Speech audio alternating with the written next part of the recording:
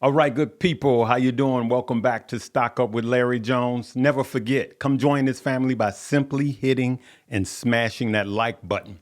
We are recording this literally 2 minutes before closing bell. Come and join the family, good people. And if you've been with me for a while, never forget to hit that like button. Helps the algorithm. Fed Jerome Powell will be speaking at Jackson Hole tomorrow, Jackson Hole, Wyoming, where he is every word this market will be absolutely holding on to every single word he says. Let's look and see where the markets are. At the time, just before, literally a minute and a half before closing bell, we got the S&P down 24 points, NASDAQ down 68 points.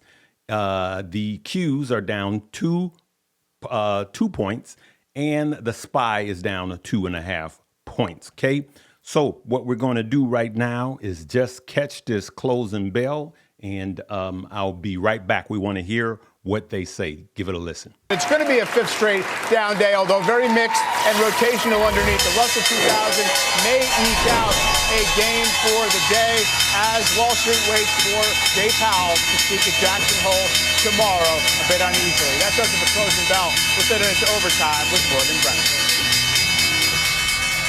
Well, that's the end of regulation. Cummins ringing the closing bell at the New York Stock Exchange. ESPN doing the honors at the NASDAQ. Stocks ending the day in the red, but off the lows. The S&P 500 down for the fifth straight day. It's the longest daily losing streak since January for that index. It's the worst three-day stretch for the NASDAQ, too, since April.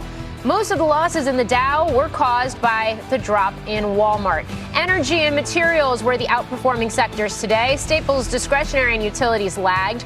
Oil rallying for a second straight day on continued signs of strong demand and uncertainty about Russia-Ukraine peace talks. And in a reversal from yesterday's big gains, Bitcoin and Ether falling today. Ether now off by more than 7% over the past week. Treasuries weaker across the curve with yields up ahead of Powell at Jackson Hole tomorrow. This following some hawkish Fed speak from the Cleveland and Kansas City Fed chiefs earlier today. So you guys heard all of that data point, right? And those are some of the things we're going to dig into right now. Everything is on Jackson Hole and the Fed. There was a couple of Fed governors speaking, and they were sounding hawkish. Right. You heard her talk about crypto. Bear with me while I just look into it right now. Look at this, good people. Let's just hit refresh, make sure everything is up. As we could see, just like she said, unlike yesterday, crypto is absolutely going south again, right? So remember, this is all rate dependent. Rate dependent. Will the Fed lower interest rates? So we could see that in the last day now we're down a 1.75%. Let's call that 2%. Ethereum is down 2.5%.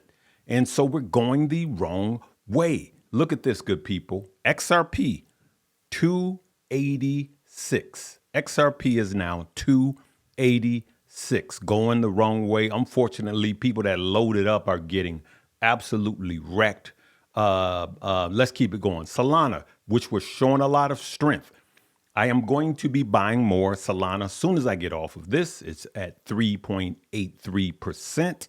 And we could see Link is down 4.6%. I'll be buying more Link.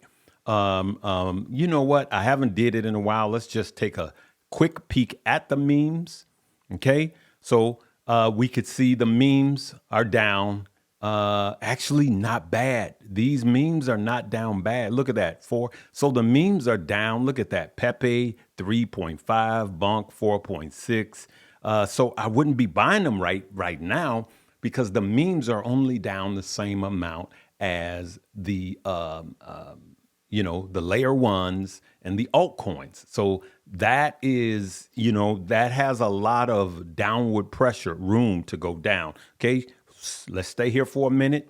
We could see fear is gripping. It keeps trending downward. Fear is gripping. You could see that right now. Now, we got some popular stock like Palantir. Let's just pull that up. Palantir, and we could see that it is green right now. And what the lady was saying before I came on is that Palantir is one of those that she thinks is going to settle right here.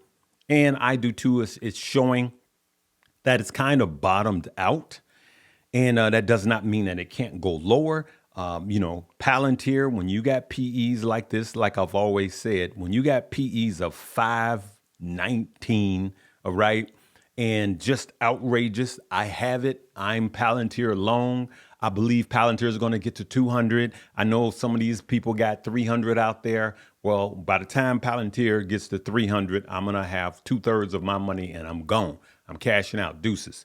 But I believe Palantir will get to the 200, and we got this bumpy road before we get to Palantir, okay?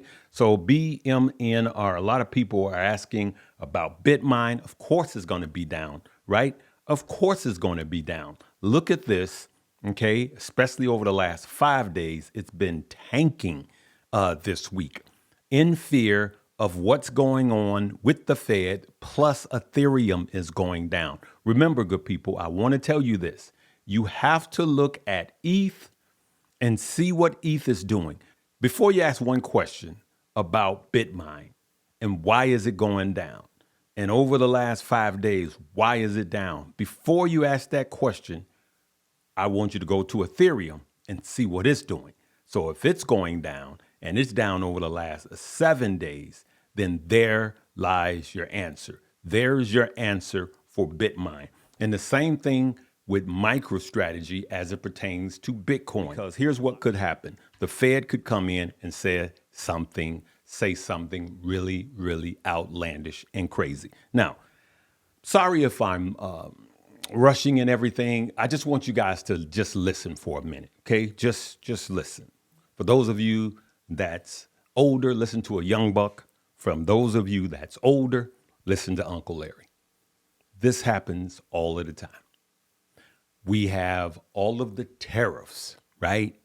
Boom, tariff, extreme fear. Larry, what should I do? Bam, market goes down. Should have been buying, okay? Not every dip. What happens every time there's a tariff uproar? A few days later, a week later, we're back up, right? And then another tariff thing, boom. And then what happened? We're back up. A war. War breaks out. The onset of war was the best time to buy. And then if you're patient, you're back up. What's bothering you is you're looking at your portfolios and you're seeing red and it's unnerving you. You're looking at your crypto and you see a sea of red and it's unnerving you. As good as I am with crypto, I have some red in my crypto right now. It's not unnerving me, okay? I didn't have stop losses set tight this time because I believe this is the last run for crypto as far as lows. And I believe when crypto wakes up and take off, you won't be able to catch it. Now, anything I say is not a suggestion for you to buy, hold, or sell, or to pile in. And for people that are in low cap stock, there is one I want to show you. There are people that are putting big money into this. And I told my followers in Money Moves, don't do it. Don't put a lot of money in this. I have some of this, okay? But it's highly, highly speculative, okay? And look at how much it's come down in the last 5 days. But look at the month. You're still up 71%, right?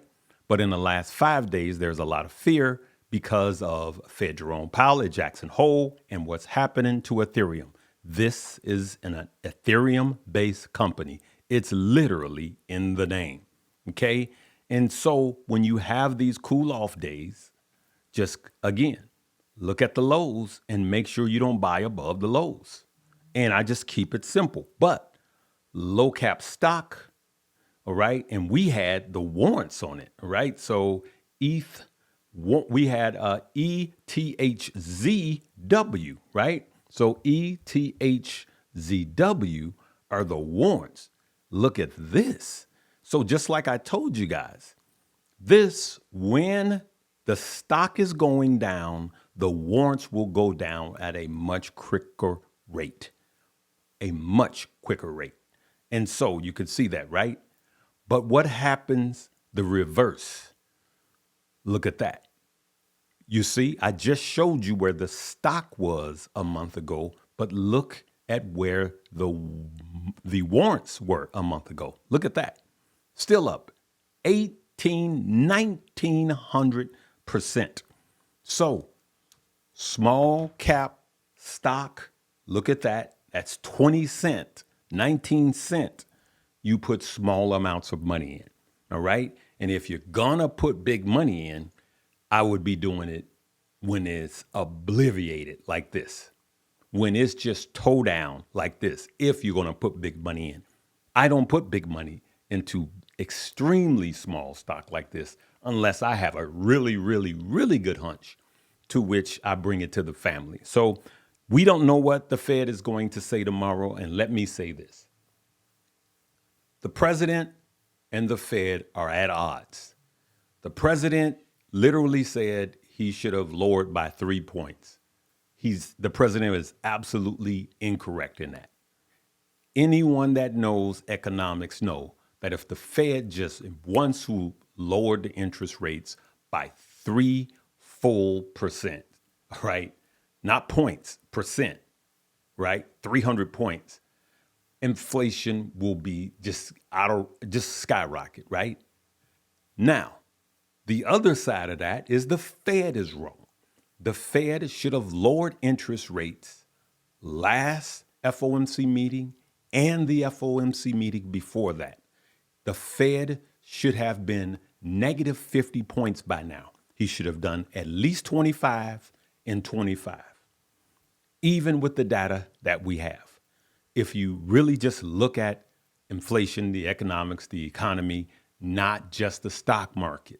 So I know you're looking at your stocks saying, I need my stocks. The Fed is not just looking at your stocks, and he's looking at his exit plan. On yesterday, I made a mistake and said he's retiring. He's not retiring. His term is up. All right, I know that. But just like today, sometimes when you do this every day, you misspeak. Okay, so hopefully the buying that you did over the last 2 days, if you did any buying, hopefully the market is pre-pricing in a hawkish Fed, meaning the Fed will say something to move the market down. If the Fed says something that spooks the market and it goes down more tomorrow, Larry will be buying tomorrow, because I believe even though we were due for a pullback, even though we needed a cool off, even though this is August and it was coming anyway, and we have more chop in September, I believe that this market was just spooked on what the Fed may say. And if he doesn't say anything and the market just kind of comes back to where it was before the whole fear that was induced by CNBC, Fox Business, and Yahoo Report and your local news, because all you see is fear, fear, fear. If the market comes back to where it was before all of this fear, then the buying that we did will not just come back, but we will be in profit. That's what I wanted to say to you guys, just calmly, and just tell you guys, let's not overcomplicate it. Okay, good people, let's not overcomplicate it. All right. Listen, come join us. Money Moves, which is what you see now. That is where you see all of my plays, my long-term portfolios, my swing trades, and my crypto trades. Okay, good people. Now, I have to leave here running to get on the plane because the Fed will be speaking tomorrow. I was due to be at InvestFest in the ATL tomorrow, but because the Fed is going to be speaking in the morning and I want to help you guys, and especially my money movers, I am going to get there tonight, all right? So I can be fresh there in the morning. So I just changed my flight plan and got another night at the hotel just for y'all, all right? So just be patient, good people. Hopefully you listened, you made good decisions, and let's just see what the Fed is going to say, and it's going to be what it's going to be. We'll see you tomorrow. Live, love, laugh, and learn.